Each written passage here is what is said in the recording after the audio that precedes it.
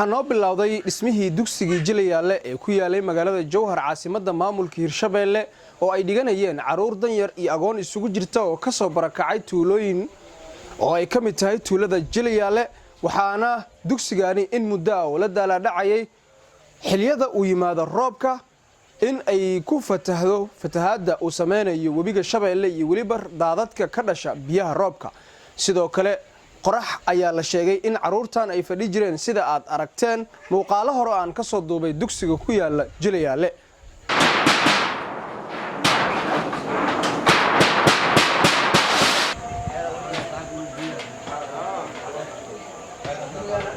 Macallin Shariif oo ah macallinka aasaasay dugsigan ayaa ugu horeen ka warbixiyay waxaan nahay dad muslimiin ah ee isu yimiday dad islaam ah ee isu yimiday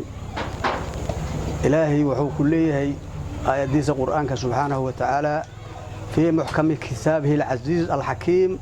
wa huwa asdaqul qaa'ilin والمؤمنون والمؤمنات بعضهم أولياء بعض يأمرون بالمعروف وينهون عن المنكر ويقيمون الصلاة ويؤتون الزكاة ويطيعون الله ورسوله وحان سوغن نمت أنغو إسلام مسلمين مدرسة القرآن قرآن كإلهي وكريم أيان سوغن نمت إنان مولع أسمينو دوكسي وحان لينهي دوغ oo kasoo barakacay meel la yiraahdo Jilayaale bari kasoo barakacay oo inta hoosanana dhisnay waxaan ku soo barakacnay dagaalkii sokeeye waxaan ku soo degnay Jowhar madaxda Jowhar iyo odayaasha waan ugu soo dhaweeyeen si sharaf leh noogu soo dhaweeyeen Ali Guudlaaba meel aan degna naga siiyay meeshii waxay noqotay meel ay biyaha ku hooraan oo kutaabta meel quraan loogu dhiga la waayay ay biyaha ka buuxsamaan oo kutaabta biyihii halis ay u yihiin waxa islaamka kamid ah oo nagu gacan siiyay Maxamed Yaasiin Maxamed Deeq iyo saaxiibkiisa dugsigii noo dhiseen waa noo qayliyeen haatana waa noo qabyo oo waliba qabya taal waxaan idinku aan ku dadaalayna hayireen ilmaha si aynan mar kale aynan biyo ku gelin aan isugu kaalmeeyayna aad inkugu dadaalayna ilmaha ay quraan ku dhigtaan shaqadaas baan ku dhex jirnaa way nagu kaalmeeyeen intii islaam aan u mahad celinayna jamiic muslimiina wal muslimaat wal mu'miniina wal mu'minaat mahadan u celihayna waxaan mahad gaar u celihayna intii nagu soo kaalmeysay intaas xabadeedo xasanaada miisaanka qiyaam Allah u saaro adduunyo wax yar waa daaral fanaa la yiraa Allah waxay baxsadeen qiyaamaha Allah ugu shafeeco ميزان قيام الله وصاره وين وسود ذالين هذا نواجه هوش وانو قبي وين النص عطاء هذا ما أنت شغال أصلا كجرنا دوكسيجا وريق بعد من أو بيهم هي والله إسلاميري إن بعوينه ولا تاجي لكن واحد من وريق أو بيها أي دهان نما كان لجرة أو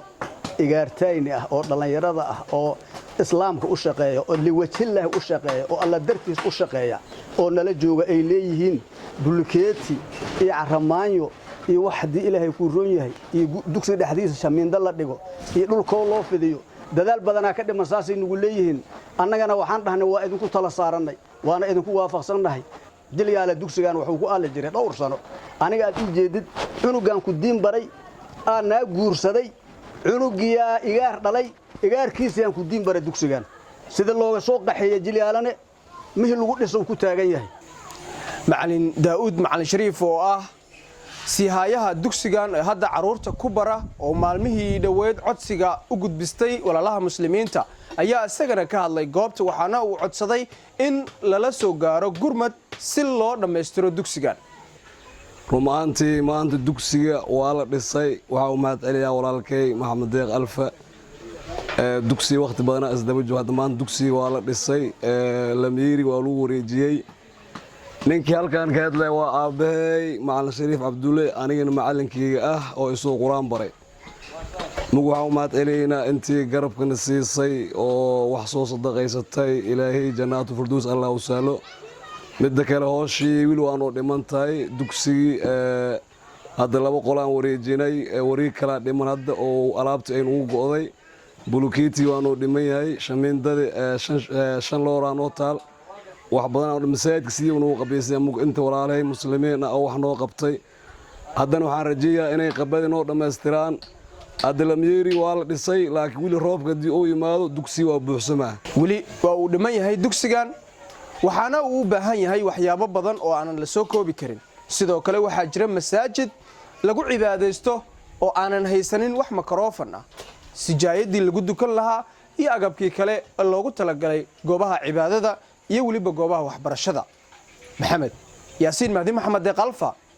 raadiyaha iyo telefishinka dalsan jowhar